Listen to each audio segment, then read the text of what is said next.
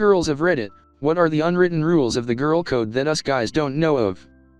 As a hairstylist, when a man comes in with his girlfriend/wife, I always include her in the conversation, ask if she wants to sit with us, needs a drink, etc., and make eye contact when speaking to her.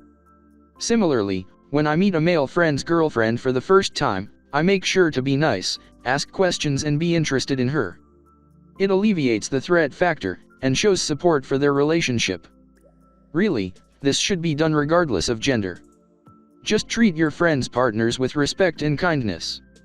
I have lost a lot friends this way because I did not realize that. Now I just think of my friends in terms of a package. If they have a partner, I include them, always. I befriend their partner and try to invite them as well. It's a buy one get one deal. Girls help other girls get away from guys.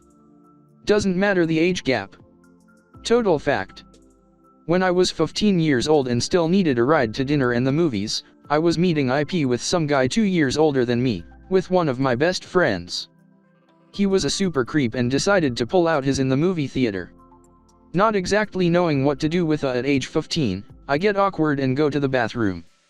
Some woman in her 40s heard me and my friend talking about it and physically walked me out of the bathroom, to my dad's car, on total creep patrol the whole time.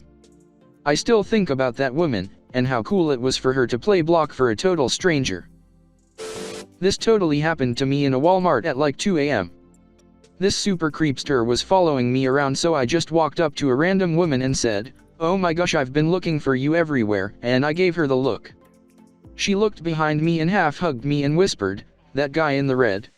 Then we fake friend walked around to find her giant biker boyfriend.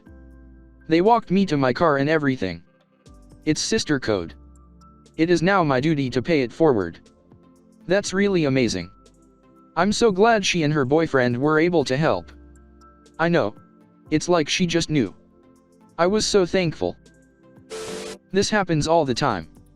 You mention to strange girls in the bathroom that a dude won't stop dancing on you after you said no, and they will swoop in and protect you. Girls in the bathrooms at bars are always best friends with each other. I wish girls would treat each other how they treat each other in club bathrooms all the time.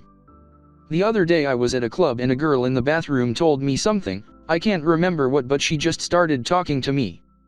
I told her I had to go find my friend and she grabbed me and we went through all the club looking for him while holding hands to avoid getting lost. In the middle of my drunkenness at some point I lost her, don't know what happened. I'll never forget you, bathroom girl. I'm a guy, but this is relevant. Guys are in on this rule too.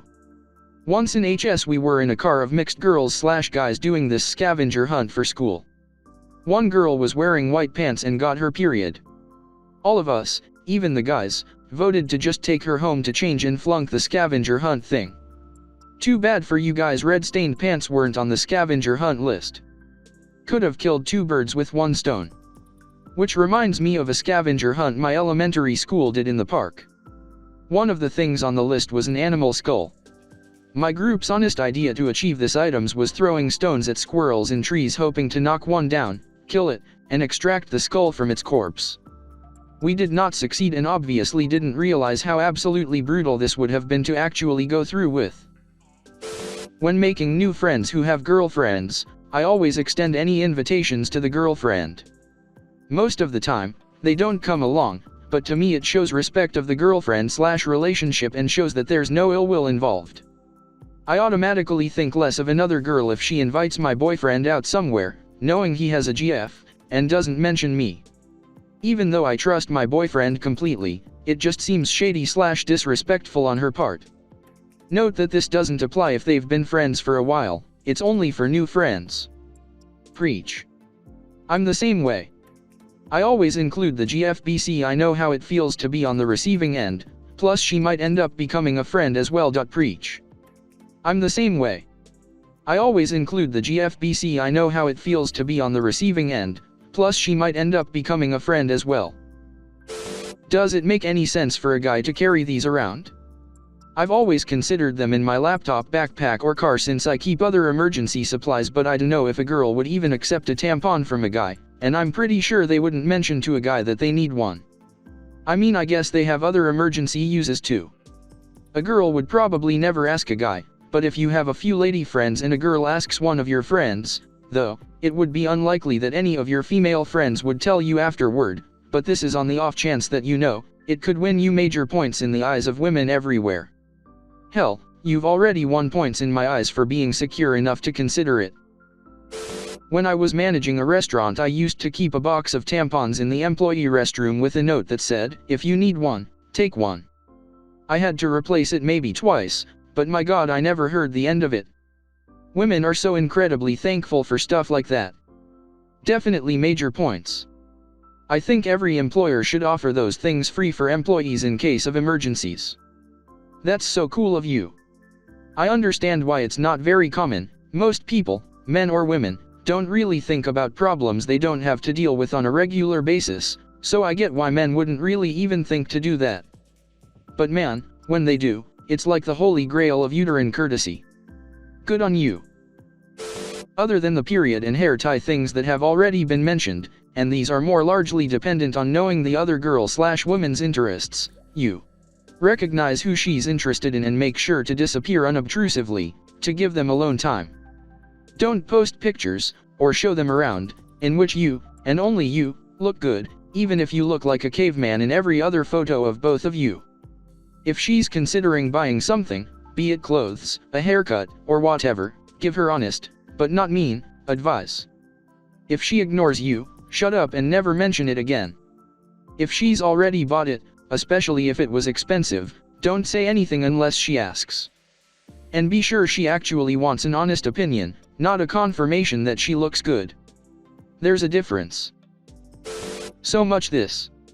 I once dragged my roommate home because she was drunk and the only other people in the room were 4 or 5 guys and there was a really rapey vibe going on. She was pissed at me too. She wanted to keep drinking. Bear in mind that she didn't know any of the guys well, and they called me names and tried to stop me from taking her home. She tried to punch me when we were about halfway home. And then I held her hair while she threw up and cleaned her up and put her to bed. She wasn't used to drinking. We didn't even like each other that much, but I wasn't going to leave her behind to get gang raped. And in the morning she thanked me for protecting her, and apologized for hitting me, so that was nice. Smiley face. You always tuck another girl's tag in if it's sticking out of her shirt. No one questions it, no explanation needed. Likewise, if she's having some other wardrobe malfunction, like bra showing or skirt hiked up in the back, you tell her, discreetly, even if she's a stranger. I had one of the meanest girls in the school who used to bully me whisper to me to adjust my skirt in the back one time. It's just a given. I find the tag one to be true and dislike it with severe intensity. Strangers have done this to me. I don't want strangers touching me. Just tell me if it is sticking out. If you are at a bar and one of your friends has had so much that she needs to puke or can't look after herself, you need to hold her hair back, make sure she doesn't lose her purse, and escort her as close to home as possible. Also, if your friend asks for makeup, let them use it. Another side of that coin, if you need to borrow makeup, for the love of Thulhu, don't apply it straight to your face, use proper sponges/brushes, or at the very least, apply it to your fingertip first. The more we dress ourselves up, the more we expect to have a busy/eventful day. If I put on a nice outfit/do my hair/my makeup, in my head I'm saying, today I need to, or already am doing, something significant to show off what I'm wearing. Conversely, if my hair is messy and I'm wearing a huge t-shirt, the only thing I probably did, or expect to do, today was /Reddit, Netflix, and maybe picking up milk at the grocery store. So if you want some with unscheduled days who laid back, look for messy bun, t-shirts, etc. If you want someone who is busy, or very social, look for someone who is mostly dressed up. Not sure if that's what Op meant, but that's quite helpful, and is generally true for us guys, too. Yeah, if I am being lazy, I'll wear a t-shirt and shorts. If I'm being busy, I'll wear a different t-shirt and pair of shorts. Letting someone know about a makeup meltdown. I love makeup. I work in a nursing home, thermostats are always set to 80 in the rooms, not ideal for keeping that makeup looking fresh. Sometimes my eyeliner will transfer to my upper lid, mascara will flake off, sweat stripes through my foundation, etc. I get so pissed when I don't have time to go to the bathroom for 3 hours, thus not available to check myself out in the mirror, and find out something on my face is all jacked up. I always discreetly tell someone if something is off because that's your face. That's where people are looking. Same goes for hair malfunctions. Like if a girl has a smooth ponytail but I can see a random loop of hair sticking out, maybe it got caught on a ring or earring or something, always say something. Gotta help a sister out, yeah no.